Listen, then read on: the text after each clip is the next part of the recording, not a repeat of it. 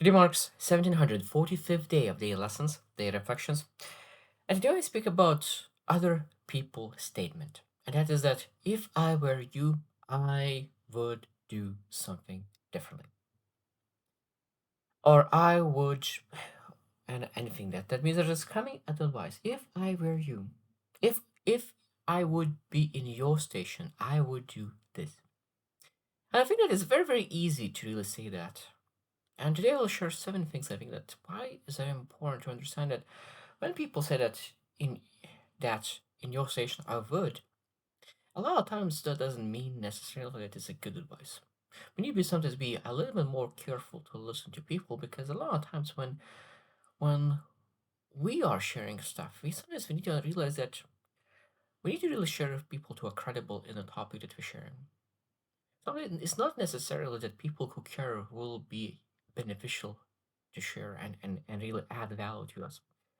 So number one, they are answering from their map, not your territory.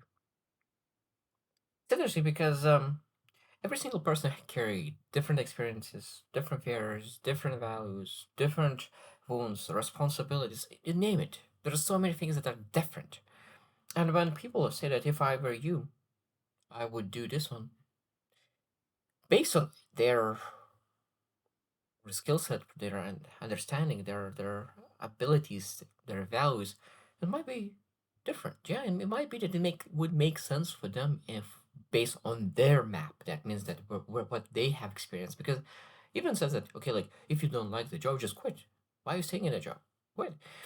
Now that example could be very beneficial for a person who has a lot of savings, doesn't have family, is on his own, no one depends on him. He has a lot of skill sets. He's able to get a job immediately right after that really aligns with him.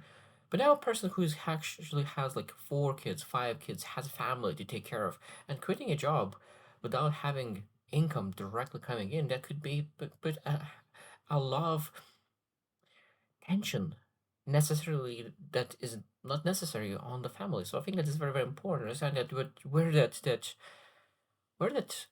advice quitting is coming from because their map is too small because your territory is bigger.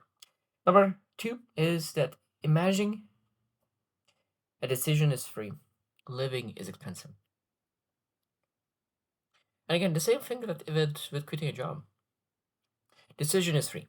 Like, oh, you just quit. It's so simple. It's so simple. So you're just free. But living it and then really having consequences of quitting. Now, I believe in quitting a job when you don't align it with everything, but I believe in really doing it in a way, in a speed, in a pace that is sometimes necessary to adjust based on your current responsibilities and the things that depend on you. At the same time, we realize that living that decision is expensive.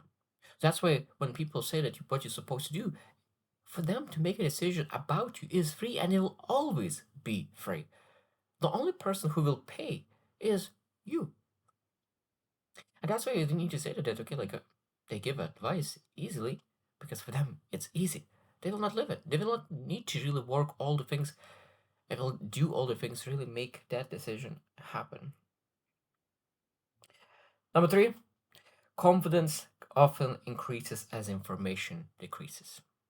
And this is interesting to me that always the smartest, most people who communicate some of the smartest is the people who actually knows the least. And that's where the confidence comes from because they just ignorant. And when you're ignorant, sometimes you can potentially have a lot of confidence. Because the more information you have, the more details you understand that there is some, wow, wait, I didn't know that part, that this angle is still, and this angle is of this information, of this topic, this angle, and there's so many small angles that you start to realize that you need to really look at to really become the expert in this topic. And I think that when you share about yourself to someone who really actually knows very little, in their mind it seems a lot, because with a short period of time they get a little information, but then that seems That's a lot. And because of that information, they think that they know about you, about your station, about everything, and they blur something and they say that, oh, this is what you're supposed to do. Because they have a half an hour version of the story of yourself when you have hundreds of hours, thousands of hours of yourself in some kind of even related topic. And that's why it's a different thing. Number four, people often recommend what would protect their values, not yours. So it means when anything happens, like we able to ask, okay, what do they protecting with this kind of advice? Because one person says that when you sharing some kind of information about people, it's like forgive immediately. One for like, forgive immediately. Others like never speak to them again. So there's two people. When you share about what you're supposed to do with a third person, is that forgive immediately. Other person is like that never speak with it again. That means that what people value will show up and what do they recommend. And we can ask, okay, what it shows about their values with their advice. Because we need to really protect our peace, our justice, our loyalty, our freedom, our comfort. There's so many values that potentially could show up just in understanding that people give advice from their value compass. Number five is that advice is cheap, ownership is expensive. And again, back into that understanding that giving advice doesn't require any responsibility. If advice fails, nothing happens. Nothing happens, nothing changes for them. But if they will continue their life, but you will need to live the consequences. And I think sometimes we need to realize that one person gives advice after a very short information that you give, most likely will not even had a chance to really reflect on the consequence of your action or inaction. And this is a beautiful, really, topic of consequences because every single person needs to ask ourselves, okay, if we take this action for next year, or maybe I will need to take this action altogether, what are the potential consequences? Or action or inaction? What are potential consequences? Because, okay, and then you ask, like, if that's the worst case scenario, what happens? Will I be okay with that? I say, if not, maybe there's something that you're able to just to make sure that the worst case scenario, you would be okay because advice is cheap. But taking ownership of your life and really knowing the potential consequences of your inaction or action, that's what truly matters. Number six, sometimes people confuse what is easiest with the best. So when people say, if I were you, I would do this, they think about what is the easiest at the moment. But what is easiest at the moment doesn't necessarily means what is the best for you. So the same thing that I gave an example with job quitting job. For this could be the easiest to quit the job. It's very simple. We quit the job, that's it.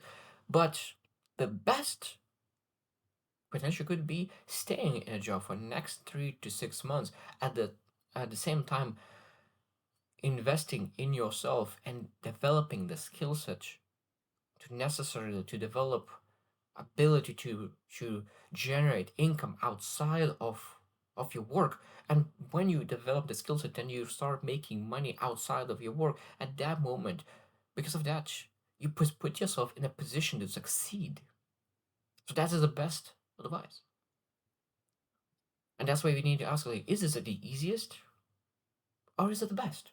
Because one thing that I learned from my mentor in the past as well, that the first solution that you have in your mind when you have a problem, a lingering problem, and you figure out that one solution to that problem, somebody's said, oh wow, I finally have a solution, I will do it.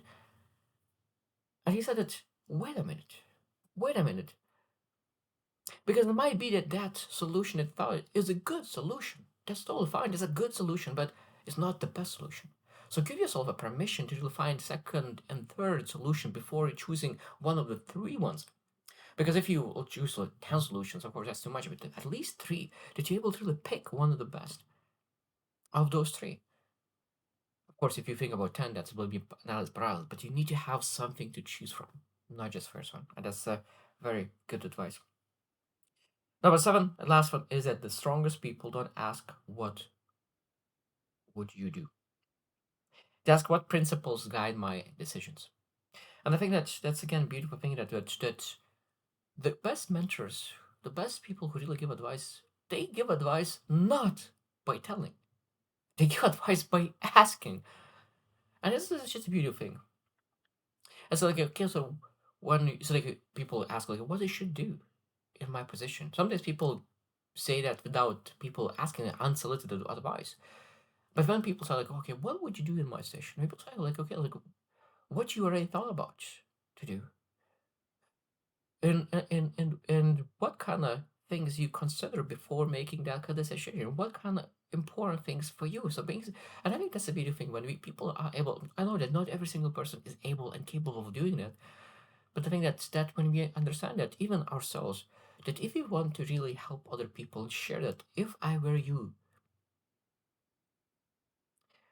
I think that's statement supposed to come the last thing after you really help people to really answer the questions, because sometimes they don't know people don't know their own answer yet because they just didn't ask enough questions, and sometimes people get stuck because they don't know what questions to ask anymore. And that's why it's very important to really help people and ask more questions before actually giving our own perspective.